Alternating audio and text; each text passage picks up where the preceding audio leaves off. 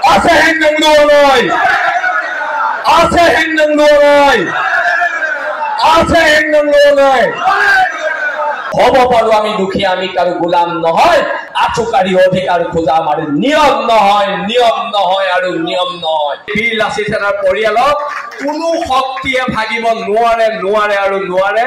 অনাগত দিনত ঐক্যবদ্ধ সংগ্ৰাম হ'ব এই সংগ্ৰাম জাতীয়তাবাদৰ নামত দালালি কৰাৰ গীতাৰ বিৰুদ্ধে প্ৰথম হ'ব জাতীয়তাবাদৰ নামত দালালি যিকেইটা মানুহে কৰি আছে সিহঁতৰ বিৰুদ্ধে প্ৰথম হ'ব যদি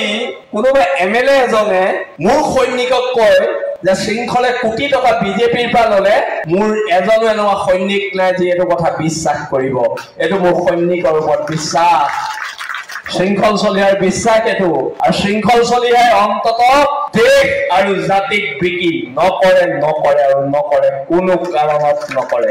কোনো কাৰণত দেশ জাতিক বিক্ৰী কৰা নহব দেশ জাতিৰ কাৰণে অধিকাৰ কাঢ়ি অনা হব 17 চনৰ পৰা 23 চনলৈকে জেলতে আছো আকৌ আমাক কথা ক'বলৈ নহব না পুলিচৰ মাৰ খাই নোপোৱা আৰু আমি আকৌ জিএমচিএইচত নাই দেই আমি জিএমচিএইচত নাই এচি ৰুমত আমি জেলত আছো জেলত আৰু এটা কথা স্পষ্ট 2026ত কোনে চৰকাৰ বনাই নাজানো বীৰ লাচিত সেনা নামৰ শক্তিটোক সেৱা নকৰাকে কোনো চৰকাৰ বনাব নোৱাৰে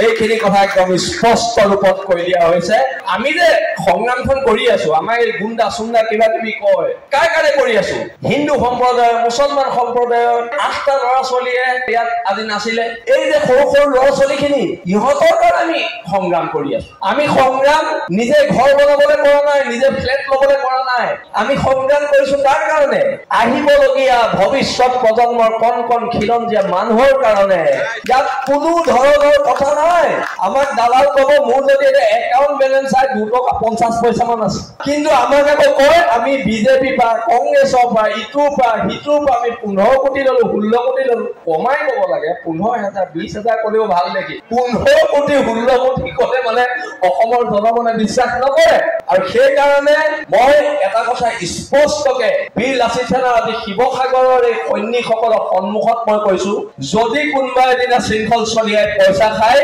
আপোনালোকে সেই দিনাই শৃংখল চলিয়াৰ পুতলা জ্বলাব আৰু শৃংখল চলিয়াক নেমানিব আপোনালোকে আৰু এটা কথা স্পষ্ট যদি জীৱনত কেতিয়াবা পইচা পাতি আমাৰ কোনোবা সৈনিকৰ হয় মোৰ হয় নহয় আমাৰ যদি কোনোবা সৈনিকৰ হয় আমি খিলঞ্জীয়া মানুহৰ মাজত বিলাই দিম আমি খিলঞ্জীয়া মানুহৰ প্ৰত্যেক বিপদত থাকিম কিন্তু এইবোৰ দালালি কথাত আমি ভুল নেযাওঁ আৰু আমাৰ বীৰ লাচিত সেনাৰ মানে কি হৈছে সৈনিকসকলৰ একতাটো ভাঙিব বিচাৰিছে শৃংখল কোটিপতি মই সেইদিনা মোৰ লগৰ ল'ৰা এটা ঠাই এখন মই দৰঙলৈ গৈছিলো তেতিয়া এজন আমাৰ স্থানীয় বিধায়ক তেওঁ কৈছে যে শৃংখলে 19 লাখ টকাৰ ঠাইখন ললে নাই লোৱা এখন মই ভাড়ালৈ লৈ গৈছিলো কিন্তু বদনাম কৰিব পাৰিব সত্য প্ৰমাণ কৰিব নোৱাৰে এইখন সংগ্ৰাম চলিবনে তাৰ বিৰুদ্ধে চলিব দালালিৰ বিৰুদ্ধে চলিব আঞ্চলিকতাবাদৰ নামত বিজেপিৰ পৰা 25-30 লাখ লৈ থকা এমএলএৰ বিৰুদ্ধে চলিব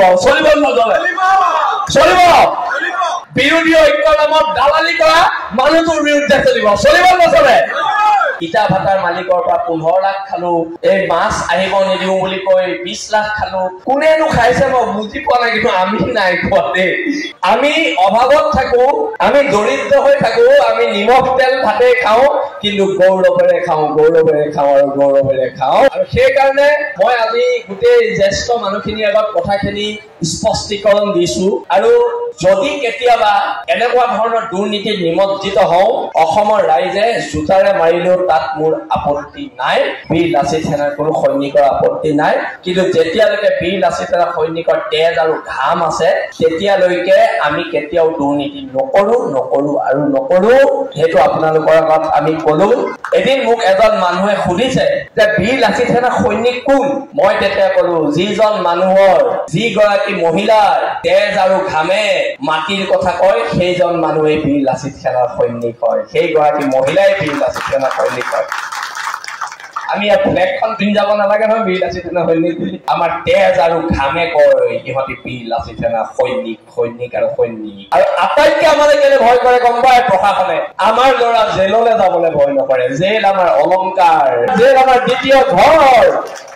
কিমান জেলত থাকিলো, ভাগৰি গৈছে জেলত ভৰুৱাই। কিন্তু 2016 চনৰ পৰা যদি এতিয়ালৈকে চাই সমগ্ৰ অসমত এটা সংগঠনে আছে যিটো সংগঠনৰ আটাইতকৈ বেছি ল'ৰা জেলত সোমাইছে চুৰ ডকাইতি কৰি নহয়, দেশ জাতি অসম নামৰ মাজনী প্ৰেমত সোমাইছে। সেই সংগঠনটোৰ নাম হৈছে বীৰ লাচিত সেনা অসম। আৰু আমি যুঁজি নলওঁ কাৰো লগত, আমাৰ লগতো যুঁজি নল'ব, ল'লে কথা বেয়া হ'ব, এইখিনি একদম স্পষ্ট কথা। আৰু আজি ইয়াত থকা জ্যেষ্ঠ মানুহখিনিৰ আগত আমি এইটো কাৰণে কথাখিনি কলো, কোনোবাই ছচিয়েল মিডিয়াত লিখি দিলে কথাবোৰ সত্য নহয়, কথাবোৰ সত্য হ'ব ৰাজপথত, কথাবোৰ সত্য হ'ব পুলিচৰ মাৰত, কথাবোৰ সত্য হ'ব জেল যোৱাৰ মানুহকেইটাৰ তেজত। আৰু কথাবিলাক স্পষ্ট, বীৰ লাচিত সেনা অটল, অদম্য আৰু অজেয়। আৰু আমাৰ এই ক্ষেত্ৰত আপোচ নাই। পুনৰবাৰ কৈছো, হ'ব পাৰো আমি দুখীয়া, আমি কাৰো গোলাম নহয়, আঁঠুকাঢ়ি অধিকাৰ খোজা আমাৰ নিয়ম নহয় আৰু নিয়ম নহয়। ধন্যবাদ। জয় অসম, জয় অসম।